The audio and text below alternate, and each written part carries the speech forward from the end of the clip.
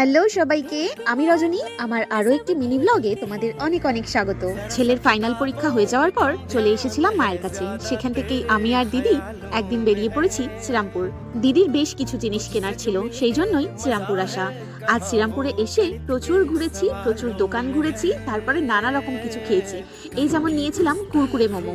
এইটা প্রথমবার খেয়েছিলাম, কিন্তু জিনিসটা বেশ ভালো ছিল। তারপর মোমো খেয়ে পাশেরই একটা ফুচকার দোকানে দাঁড়িয়ে পড়েছিলাম ফুচকা খাওয়ার জন্য। ফুচকা খাওয়ার পর আবার ইচ্ছা করছিল একটু আইসক্রিম খেতে, কিন্তু দিদি খাবে না বলে আমার আর খাওয়া হয়নি। তবে ছেলেটা আইসক্রিম খাবে বলেছিল, তাই ওকেই কিনে দিয়েছি।